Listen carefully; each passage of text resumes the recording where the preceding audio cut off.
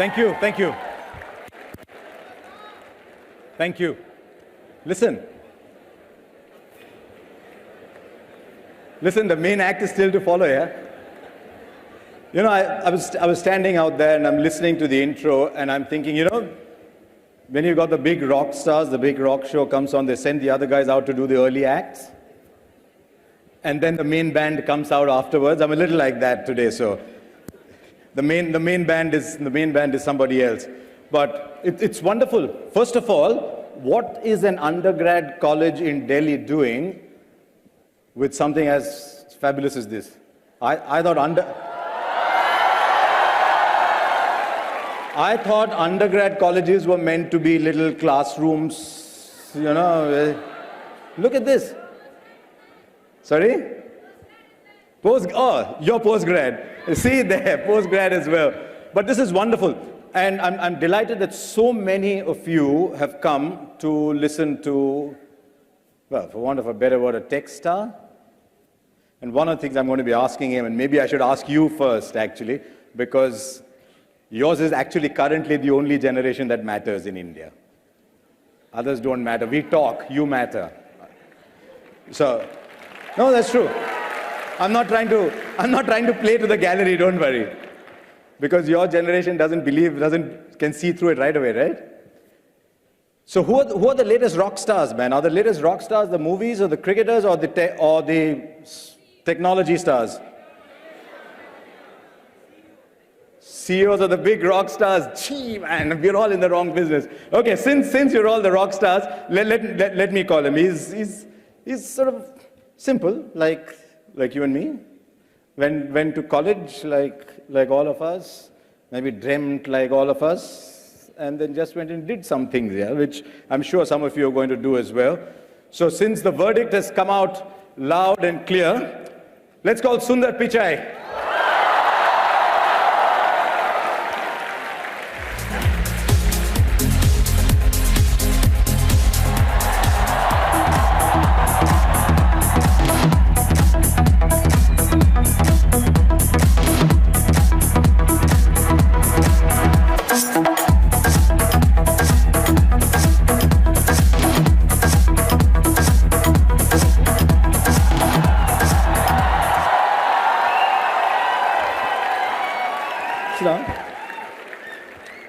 Right, since all of you are taking pictures, let me get out of them for a while. Come on, take all you want. I told you, I was asking him this just before I came out, and I was asking him the question I was asking all you guys, and he said, I don't know.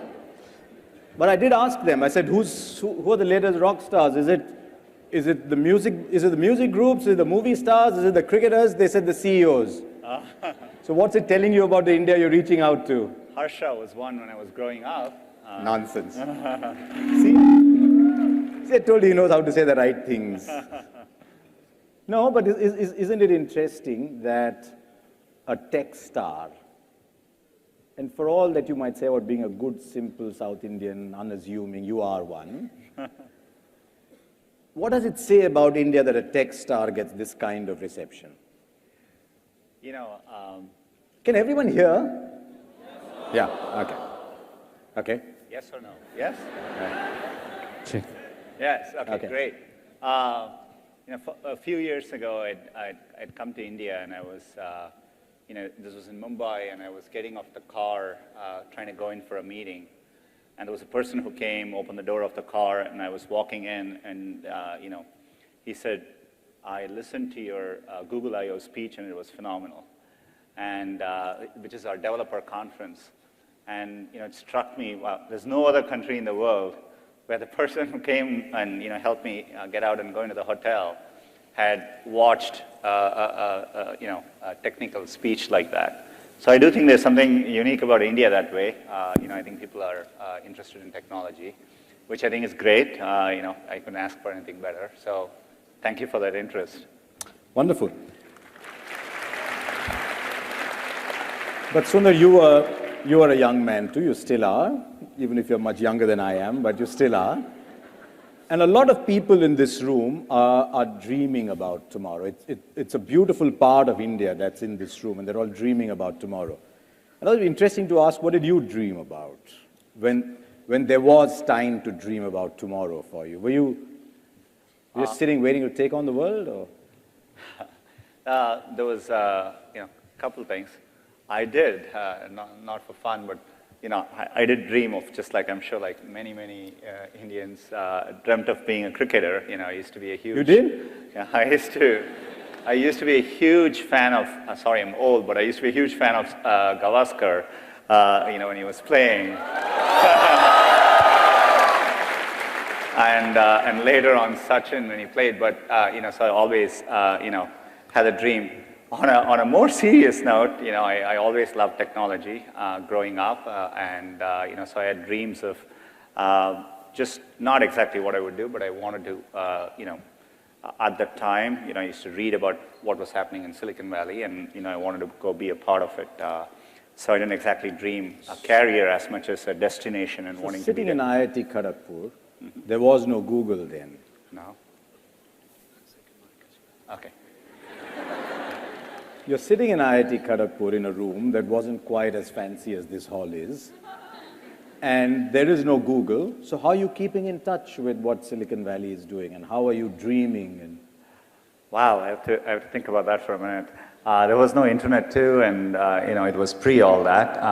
Mostly reading, and my uncle had gone to the States, and I was interested in semiconductors and so on. And William Shockley, the person who kind of invented semiconductors, was from Silicon Valley. So I'd read a story about him staying, working through at Stanford close to Christmas Eve, and so stuff like that. So, for what I was interested in, I knew that's where it was happening.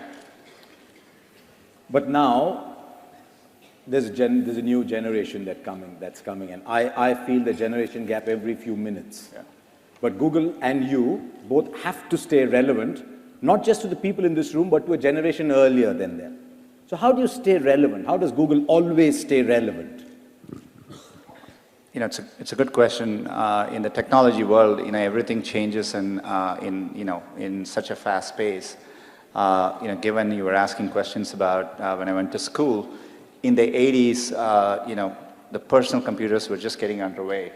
And 10 years from then, I just gone to the US, and the internet, as we know, came into existence. And 10 years after that, mid-2000s, when the first smartphones came into being, right? Android didn't even exist 10 years ago. And but kind of shows you how much things change. And so a lot of what we do is to figure out what that next wave is, and you have to do that. You have to reinvent yourself. Part of the reason we are all very interested in India is, it's an amazingly young country. It's a vast country. And so in many ways, we do think the trends of the future will come from places like that, so largely explains our deep interest in places like India. Just to tell you how much India has changed, there's a young man there who's taking a selfie of you from as far as just hoping that you're somewhere in the picture somewhere. One of the things I read about you, it said Sunder Pichai is Sundarajan, right? To give you the whole name. It actually was Sundararajan. No one could pronounce it, yeah. No, we can. There's Sundararajan. Yeah. Good. I grew up in Hyderabad, Telugu boy, so whatever. Marathi boy, Telugu boy. But they said he's an example of the fact that good guys can finish first.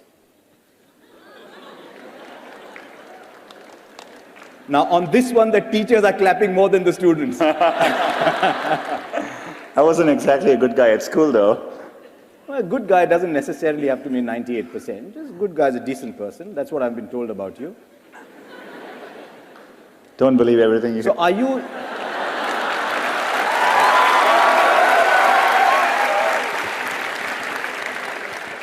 And that brought more cheers. So you're not the Rahul Dravid of the tech industry. I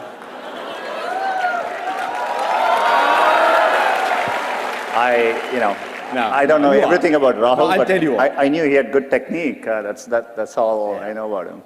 No, I'll tell you, a lot of us with a simple middle-class background, and I can relate entirely to what Sunder is saying, we find it very difficult to talk about ourselves. So maybe that question was was a little wrong. Is Google a fun place, or is it a place for workaholics?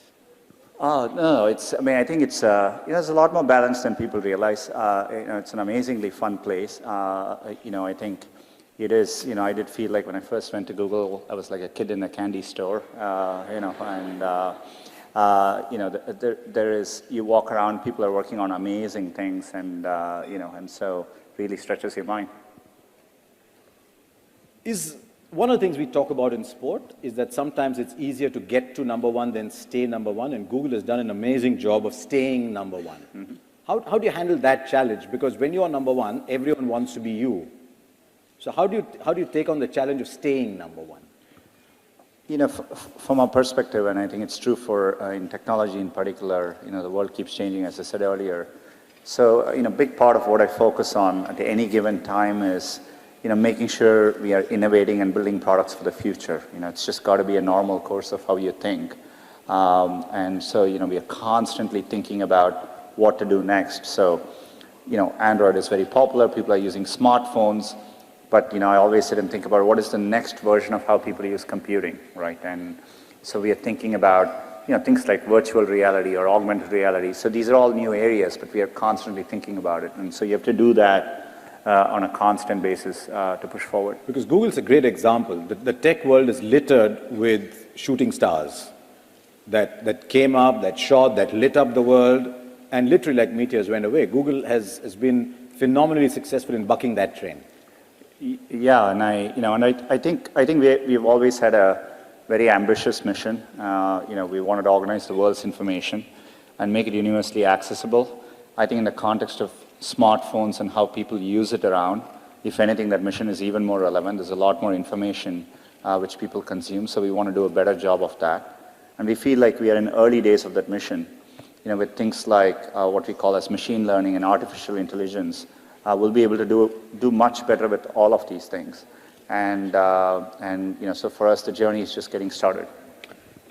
One of the reasons everyone here, I suspect, is excited to meet you is you are what they would like to be. An Indian who studied here, went overseas, and did what everyone would dream of doing. Is it mandatory even today, you think, for people in this room, for an Indian to go west to become a tech star? I hope not. I think one of the things which is exciting, I'm excited to be speaking here, is, I do think there are many, many different paths you take. And I think especially I was telling someone on the way over here, last week someone on Twitter tweeted to me and said, thank you on behalf of Indians, this was Indian American, but he tweeted to me and said, thank you on behalf of all Indian Americans for not being a doctor. And, showing other paths exist. And I hope it's the same.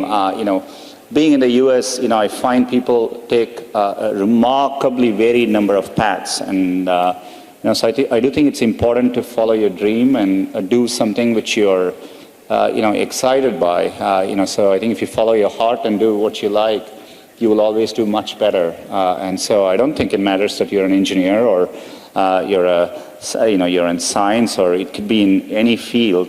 And I think, I think you're a good example of, having gone to IAM and switching and being, at that time, I distinctly was impressed by the fact that you were bold enough to do something like that, but I think it's phenomenal. You did something which, you followed your heart, and I think those are good examples.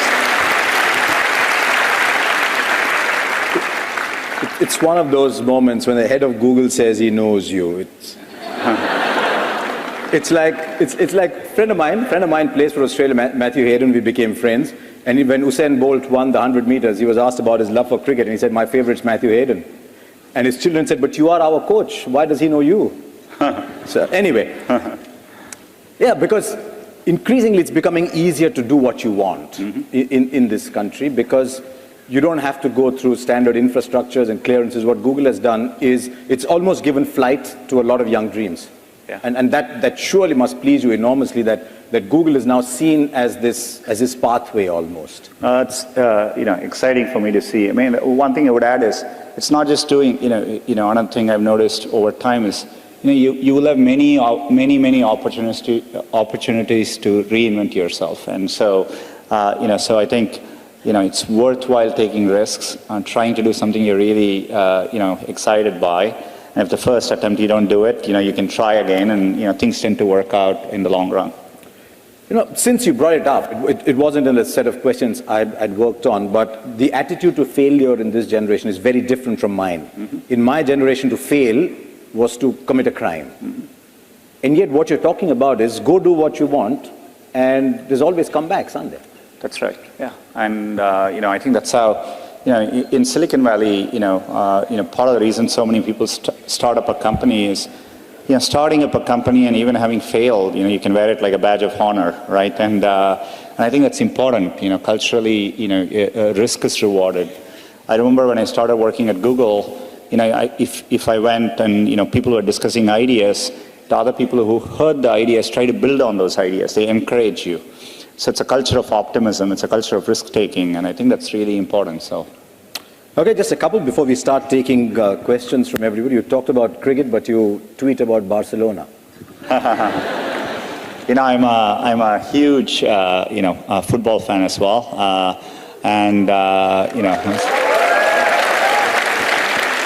I remember when I was young, waking up driving my mom crazy because I would wake up in the middle of the night to watch World Cup soccer at that time and to watch the Brazilian team in those days, in the 80s. And, I continue to, cricket and soccer are two sports I follow. I follow actually football more now because it's easier to follow it there. And I'm a very big Barcelona and a Messi fan. All you guys who wanted to talk about Cristiano Ronaldo, don't. I don't know whether you saw the recent El Clasico in which Barcelona won 4-0.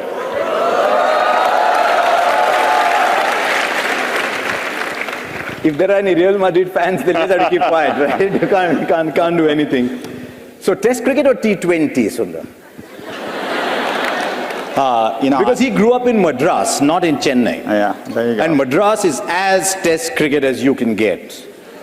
I was telling Harsha just before we walked in, I was fortunate enough to go and see most of you may not remember, but in the 80s, in 1986, we had it was a second tie test, I think, between India and Australia. And I was in the stadium then, and somebody had given me tickets because they thought the match was going to be a draw. But, I always thought Test cricket was amazing. I had the time to watch it then, too. But, I followed the transition to one-days very, very well. T20s, I catch it, but it was something I didn't grow up with. So, I don't enjoy it as much as I do one-day or Test cricket, but it's exciting, too. Since you're here, I'm reproducing a line somebody told me. They said, in the Google era, Test cricket is threatened. In the Google era. Where everything is at your fingertips, everything's moving so fast, yeah. But, some things stand the test of time, so yes, hopefully. They do. I'm a big Test cricket fan anyway. Yeah. Okay, one last question before I throw open the questions for you. What next for Google? And I know I'm going to come back at the end to ask you that question separately too, but there's glass, there's cardboard, there's cars. Can Google make 150 kilometers an hour bowlers? If we could do that, I would just, secretly use it to just make myself the fastest bowler in the world.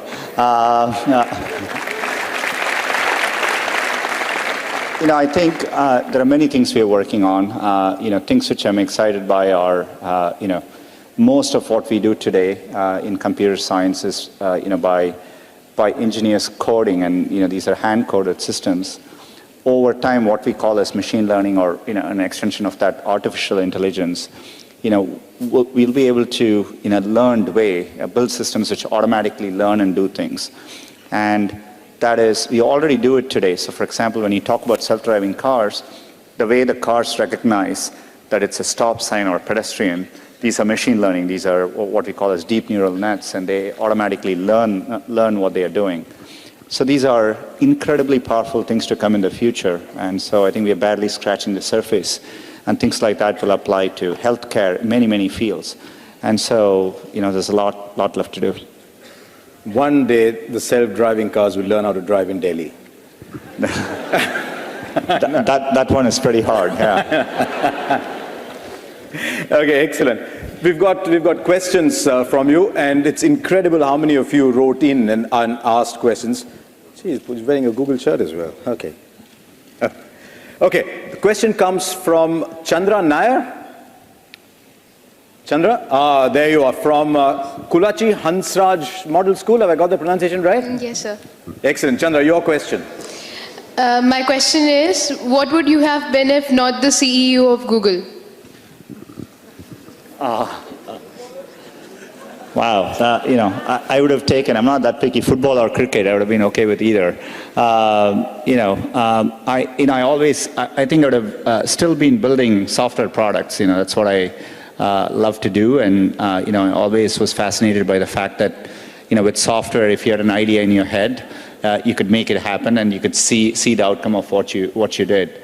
And, I love building products at the end of the day, and, it's what I would have liked to do.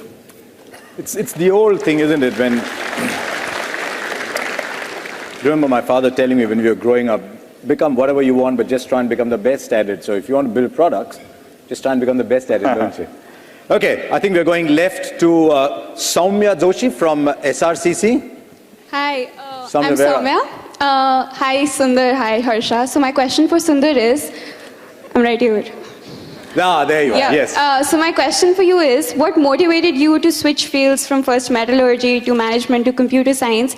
And did you ever feel incompetent or even a bit insecure while working with people who were given more qualified in that field than you were? My background, so I was always interested in technology, and the first chance I could get to program, I learned programming, and so for me, I never thought of it as switching fields as much as when the internet started happening. It took me a while to realize the power of it, and it became obvious to me for the first time we are going to have something which could connect one day all of humanity and would profoundly transform what people did. So I wanted to be a part of that, so part of that journey. So that's how I thought of it, and so I didn't think of it as necessarily switching careers. To answer your second question, absolutely. I would actually encourage all of you. If at some point in your life, you have to work with people where you feel a bit insecure, right? That's essential, because that means you're working with people who are better than you and who are pushing you, right? And so I always encourage, if you actually feel very secure in what you do, that means you're doing something comfortable and you're not pushing yourself. And so there are many times I've felt working with people in a group, am I doing enough? These people seem much better than me, and I think that's an inherent part of learning.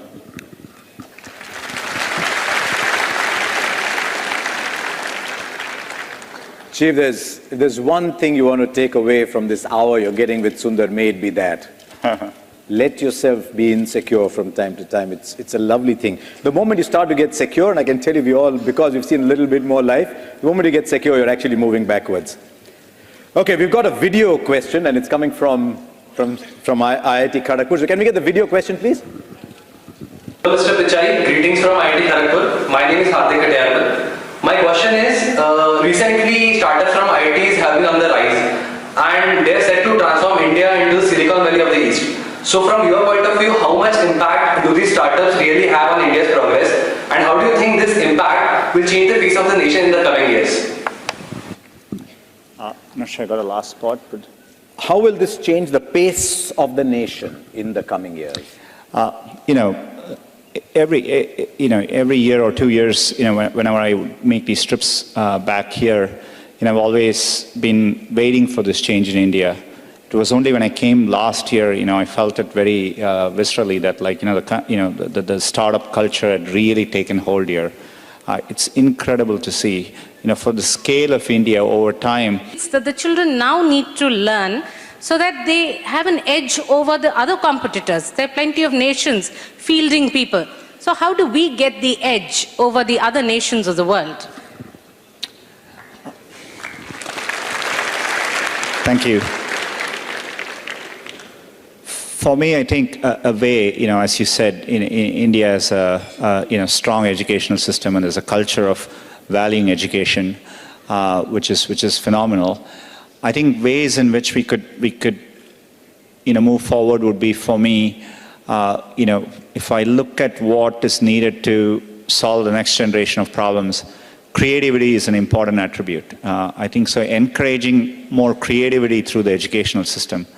Today, I do think our educational system values, rigorous academic knowledge over necessarily, being more creative in how you approach education. I think that's important. Another thing I would say is, and I think I've seen it in the best schools in the US, etc. It's what I call, it's very experiential, very hands-on. People learn how to do things by doing them, and not just by learning about them, right? And I think that's a big, big difference. So, to me, so allowing a system in which there's a lot more creativity, learning how to get things done by hand, and so much more of a project-based experiential learning are all, I think, trends which the Indian educational system needs to adopt. And I also think it's important to teach students to take risks, and and making sure the system doesn't penalize for you to take risks, and if you're different. And so those are all attributes which I think are important. So. You have no idea how popular you just became with her students. No, but it's interesting, because a lot of the time in the Indian education system, as I was getting my son to study for his exams, and he said they're only testing me on what someone else has already answered. They're not allowing me to learn for myself. And what Google has done now is Google gives all the answers to the questions that are going to come in the exam. So how do people study? And it's a very valid question that she asked. How do we study now? So the education system has now got to adapt to the fact that Google is giving you all the answers anyway. Maybe that's one of the reasons why we are very good at re-engineering, but not as good as inventing. So, okay, there you are. Thank you, Mani. Thank you very much. Okay, we've got another video question coming for us. Here's an interesting one. Can we play the video, please? Hi Sundar, why do we still not have Indian desserts as Android OS names? Like N for Naan Khatai, N for Neyappam, or maybe P for Peda?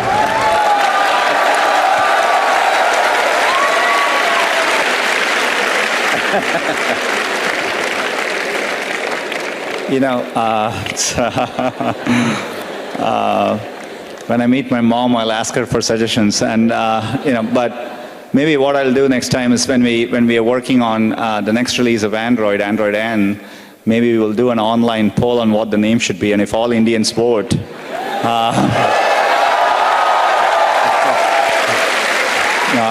I think we can make it happen.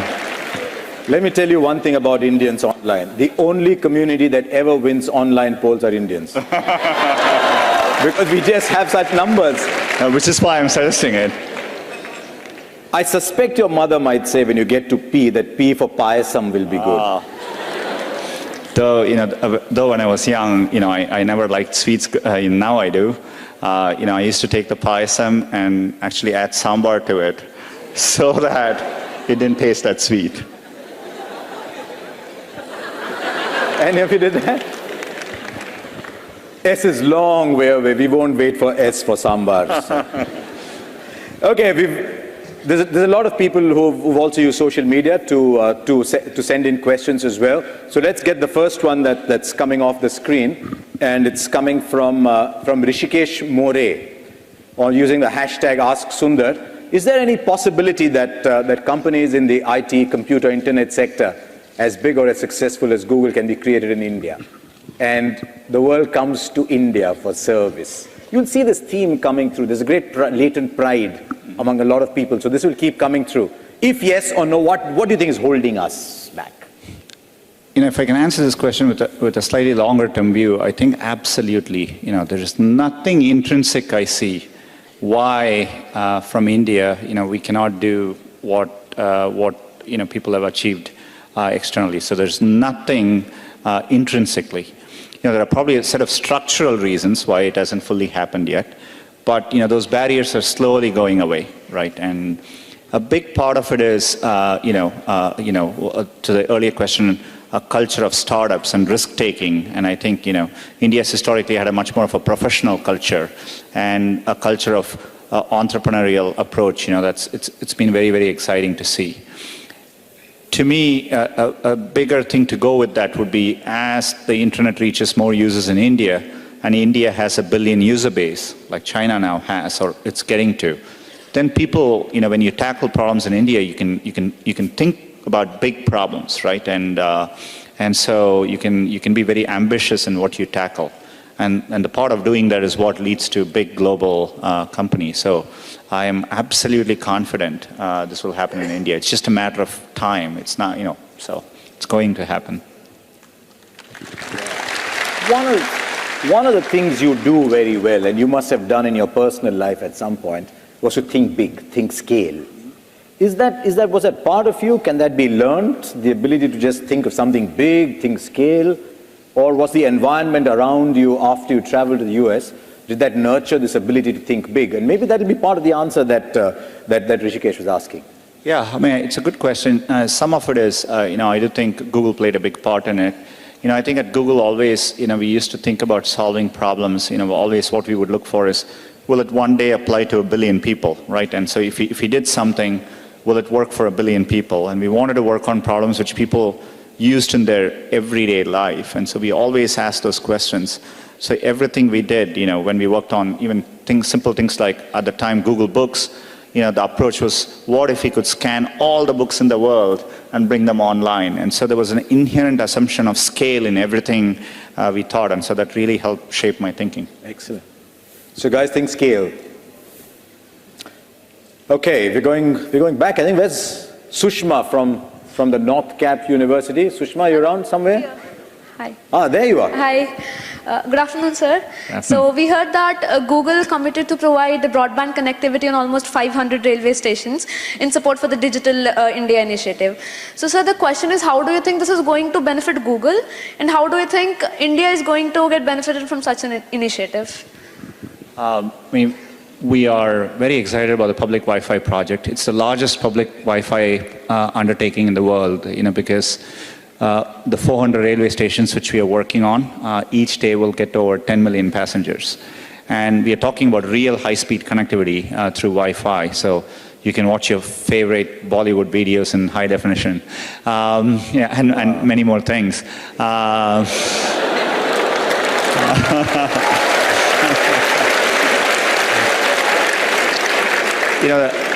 The reason we are doing it is, in India, any time I felt, when you bring access to the internet, it literally changes people's lives.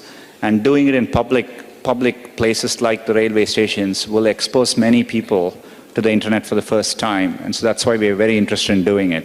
I think a lot of things in India is about driving awareness. And, if we are serious about getting the next, for all the scale and potential of India, there are still 1 billion users who don't have connectivity. So how do you go towards making that happen? And it's a long journey, it's a process, so we want to figure out many different approaches to it. We think the railways Wi-Fi would be one big step in that direction. Excellent.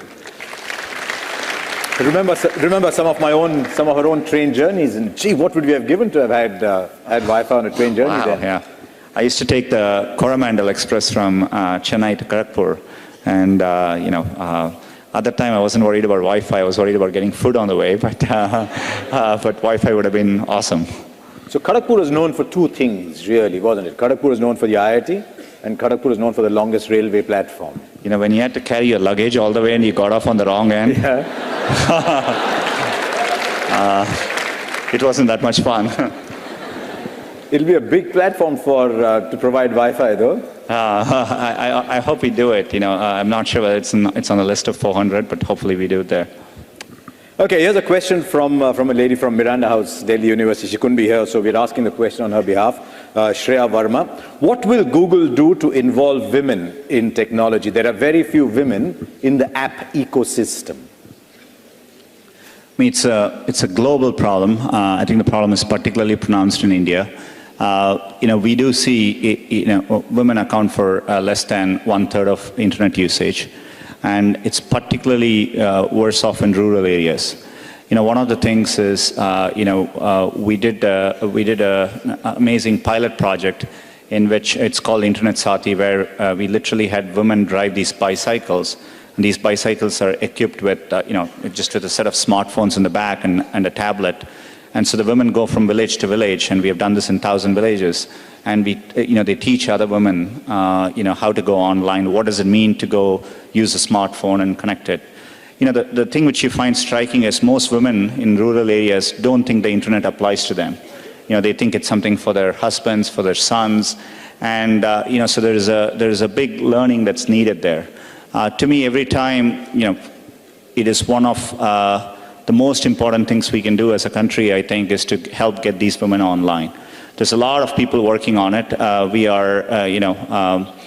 are happy to play a small part in this. We just announced that we would expand the program, which we are doing in partnership with Tata Trust. We would expand this to cover 300,000 villages in the next 3 years. That's half of the villages in India. And we'll be working with the government to make it work more effectively as well. But helping get women online, I think, is an incredibly important thing. And if we do it better, I'm sure there'll be many more women developers one day when I come back.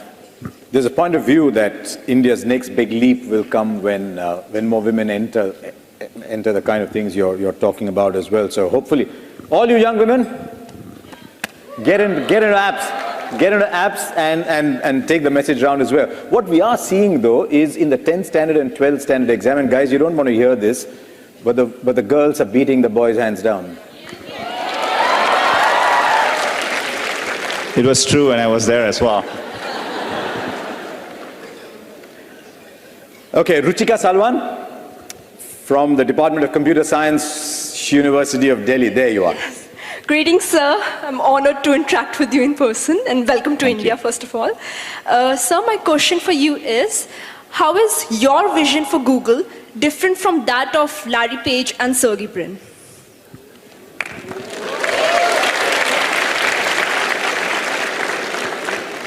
I've worked with them very closely for many, many years. I think part of why we've been able to do this together is we kind of share the same aspirations.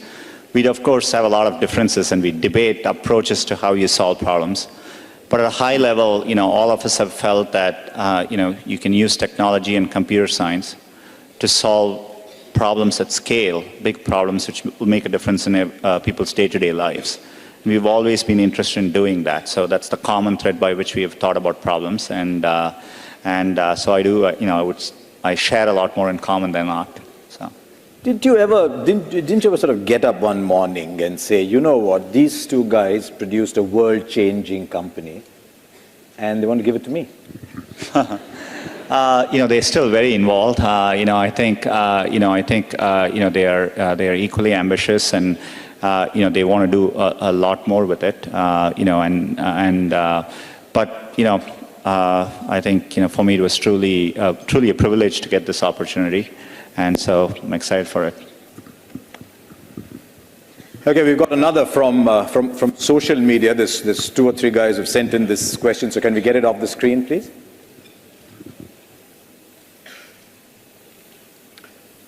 Okay, Naveen Subramaniam, Shravan Ravi, Vishal Goenka. There are many Google services and products that are not available in India. Why is that, and what are the plans to make them available? You know all those names. Some of Google's biggest services aren't available here, says Shravan as well. Vishal's asking that too. It's a good question. We do work hard to bring our services to India. So, for example, I see the question has Project Loon, and we are working very hard to bring a Project Loon experiment to India to start with, and it's part of what I came here working on. So we are working very, very hard to bring everything we want to India. But increasingly, we also see an opportunity to do things first in India, and then actually it'll work for global markets too. So, for example, YouTube Offline, we first did it in India last year, and now it's in 77 countries worldwide. So we see that as a good template by which how we approach things in the future. So, which is why we are investing a lot more in India. Part of it is we are expanding our engineering offices in India significantly. We're going to be building a big new campus in Hyderabad, and so I'm excited about what we can do here and take it globally to the rest of the world. So more and more products are going to be built in India? Yeah, it's a goal. It's a goal that, especially for markets, mobile, the way it's scaling up, we do think we can do things here which will apply globally elsewhere. Excellent. Everybody, get on, buy your tickets, go to Hyderabad. Okay, from Amity University, where's Just Singh Bhasin? Hey. There you are. Hi, Sunder. Hello. I have an interesting question for you. I had read somewhere that you have unusual gift that seemed a little more than a curiosity when you were a child, but has served you incredibly well in adulthood, which is insane numerical recall, and can remember every number you have ever dialed. Is it true? It's no longer true, but at the time when I was in India, we were lucky because the phone numbers are only 6 digits, so that helped. And Google didn't exist then, so people all over my family and friends, if they wanted to call a phone number, they would just ask me. And so I just got used to the habit of remembering every phone number I had called or I had heard about. But when I went to the US, the phone digits were, first of all, 10 digits, so made it much harder. But as soon as I got a smartphone which started storing phone numbers, I stopped thinking about them. So I can't do it now, but I used to be able to do it a long time ago.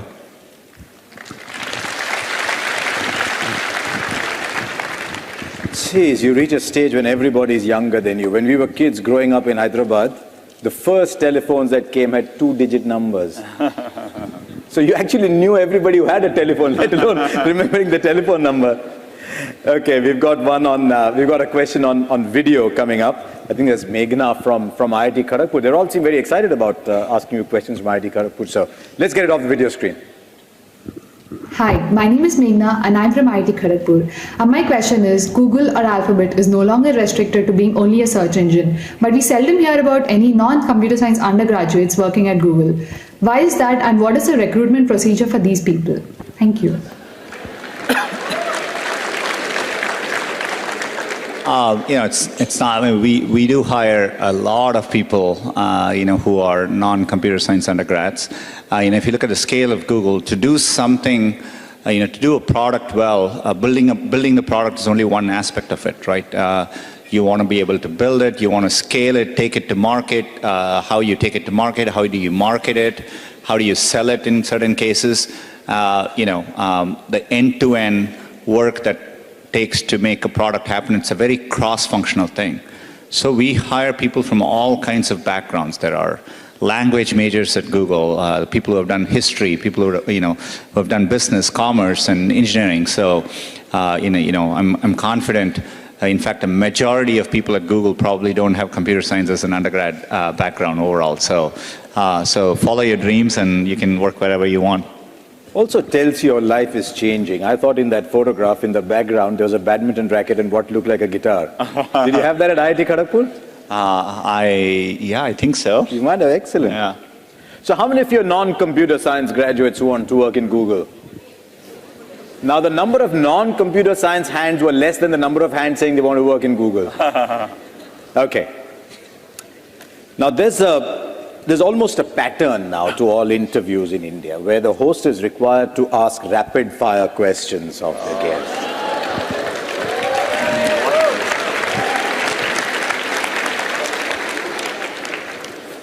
These are not my questions. The only condition is that the questions will be asked quickly and the answers are short. Okay. But your answers are always short. So, okay, here we go, Sunder. Okay, rapid fire questions. When did you buy your first phone? Smartphone? Any phone? Not the one in Chennai. The rotary phone. It was a Motorola StarTAC. This was probably 95, 96, yeah. And the first smartphone? I thought it was a smartphone, but the first smartphone I bought was probably in 2006. Actually, here's another question. How many smartphones do you have? Because I think you'll find the average in this room is not one.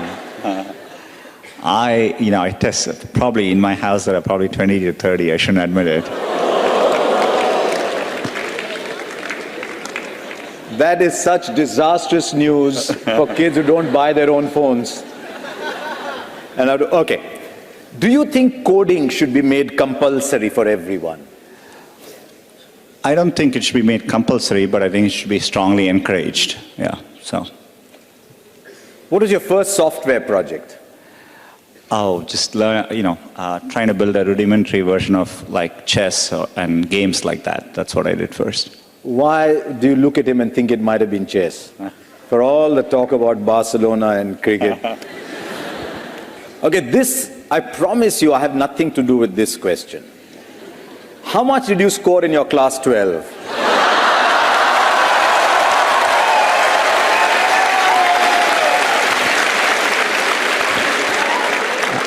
Not enough to get into Sriram College of Commerce.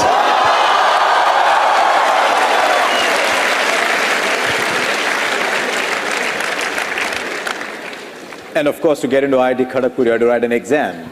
Yeah, but it wasn't based on my class 12 grades, yeah. How important are class 12 grades anyway? No, it's a serious question because when we were growing up, class 10 and class 12 grades were everything. There were some people who were good enough to write entrance exams and get into IITs, right? Some of us weren't. Yeah. So we had to live with our 10th and 12th standard grades.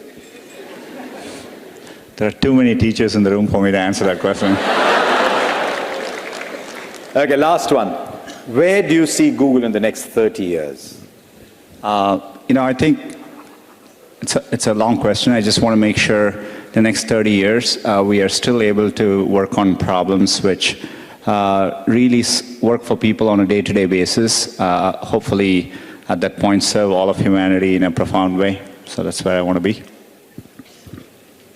And that is important to Google, isn't it? It is. It is a core part of at least what drew me to Google. I think the chance that we could work on products which would one day, reach everyone in the world. I didn't have access to computing growing up, and once I got access to it, it changed my life. And so I've always been interested in, this is why we work on affordable Android smartphones or Chromebooks, and being able to reach everyone, I think it's a foundational part of what we do. It's 2 o'clock. We've got our last question coming up, and it's coming off our screen. Right, everyone, all eyes on the screen. Gagan Kaira. Why is the special edition, well, I'm going to just correct the spellings as I go. Why is the special edition Star Wars cardboard not available for Indians? This is one of those applause, that kind of applause that just going to grow as it goes around. We should figure out. These are these amazing, we just handed them out at Google last week before I left, and they're really amazing ones. Wouldn't it be nice if we could give one to everyone in the room here? Does everyone include people on the stage as well? So hopefully, I think that's the way we are going to make it happen. So we'll figure out a way to get it to everyone here today.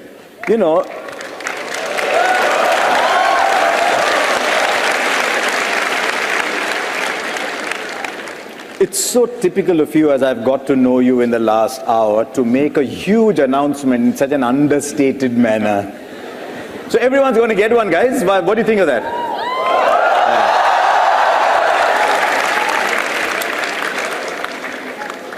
There is one other thing I have to do, because it's now the thing that all Indians do.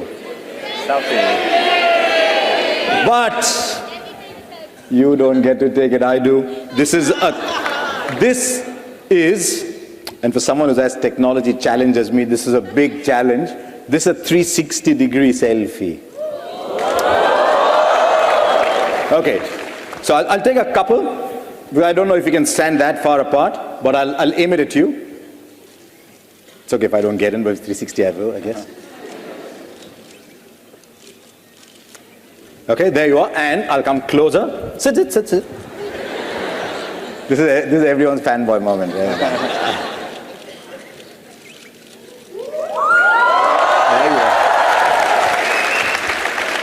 It's incredible. I saw some of these, and for someone as challenged as me, it sort of blew my mind to do a 360-degree selfie, which means everybody is in it.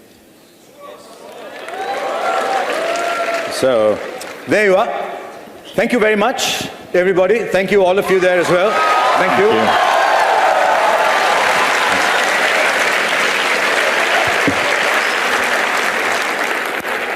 Pleasure, Sunder.